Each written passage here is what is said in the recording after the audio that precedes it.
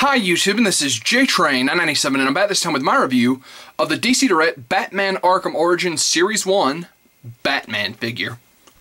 Now, get a good look at him and his new packaging.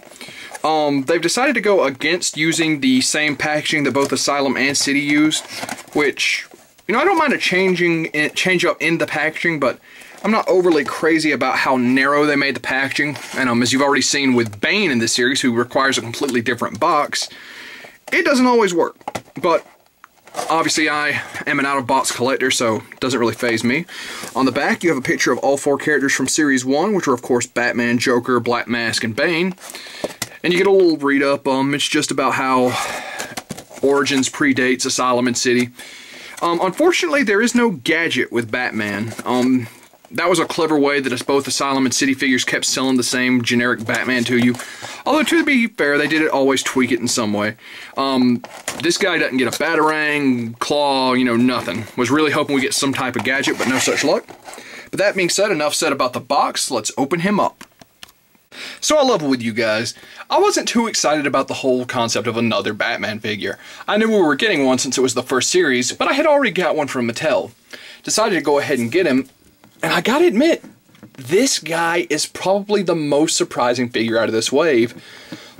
He's by far got the most articulation, and they did a damn great job with detail on him. Now, the one thing I do have to mention is that I thought his little blades would be a soft plastic. They're actually a hard plastic. One's kind of bent over here. But, yeah, let's actually go on to detail for articulation. Very nice job. I think they really accurately captured the in-game, you know, look of Batman in his bat suit. Just really nice. Now, front and back here. Unlike the Mattel version, which we'll see in a bit, they left the cape kind of in a permanent position, but in a very nice, you know, flexible plastic. As far as his articulation, his arms are on a ball joint, which is sorely missed in some of the other figures in this line. Go out and forward, would do a full 360 if not for the cape. I don't believe they spin at the bicep. There's no joint for that there. Does have a nice elbow joint which bends and spins. Wrist is on a hinge, it would appear. Yep. And also spins, so that's a really nice touch.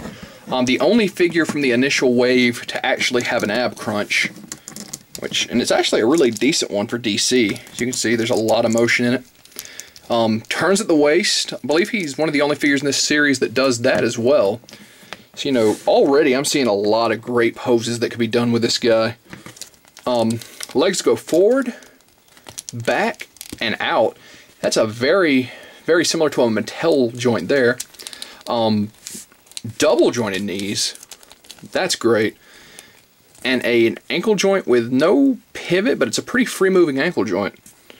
That is some damn fine articulation for DC Direct. That's probably the best I've ever seen from them. Granted, it does feel like it's loosening up a little quickly, but that's nothing that can't be, you know, dealt with by a collector. So, yeah, I've really got to say I'm impressed. You know, I fully went in thinking I'd be okay with this guy, but I wouldn't love him. I'm still not crazy about the fact we didn't get a gadget of any type, you know. Even something that he couldn't hold, you know, some little accessory would have been better than nothing. But, you know, the only one that got an accessory at all is Black Mask, and he got guns. So, I really dig this guy. Now let's get the Mattel Batman in here, where did I put him? Here he is. Now, I wasn't too insane about this guy when I reviewed him. I liked him okay. They left his cape in, like I said, in this very open, billowing pose, and it creates some problems for the balance of the figure. If I can get him to stay. And as you can see there, they really made a lot of choices, like they darkened in a lot of his suit. And I do like that, you know, over here you can tell like it's much more pieced together. There's straps holding on armor and things like that, especially in the gauntlets and the chest area. Over here it's a more flat gray. I mean, all the detail's still there, like the straps and all the detail in the gauntlets.